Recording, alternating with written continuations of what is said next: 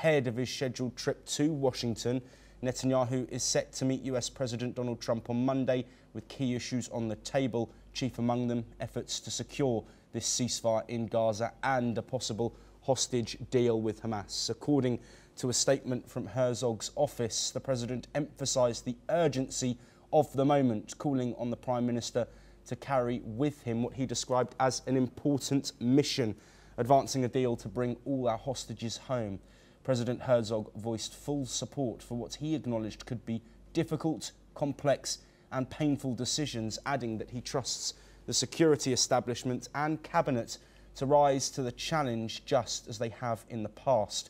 Herzog also extended his wishes to the negotiating team currently headed to Doha for indirect talks with Hamas, urging international partners to use their influence to help secure a breakthrough. The president thanked US President Donald Trump for his continued support in addressing Iran's nuclear threat and strengthening Israel's position internationally. Herzog concluded by expressing hope that this Washington visit may also open new regional doors, specifically referencing the Abraham Accords as a framework for deepening Israel's diplomatic ties across the Middle East. Well, John, thank you for staying with us. Let's look at this role of the United States in these ongoing discussions, first relating to the Gaza war between Israel and Hamas. We've heard from the Trump administration consistently since the president assumed office for a second time that support for Israel, but also pushing towards a ceasefire. How pivotal is the US's role in these upcoming negotiations if a ceasefire is to be agreed? Well, President Trump said from the time he was on the campaign trail that he would end the war in Gaza, which is extremely polarizing and has made Israel look bad on the world stage. And I think that with Steve Witkoff, he's played a very pivotal role in trying to end the fighting in Gaza. And like it or not, the United States is the world's top power, and President Trump is trying to reassert American dominance.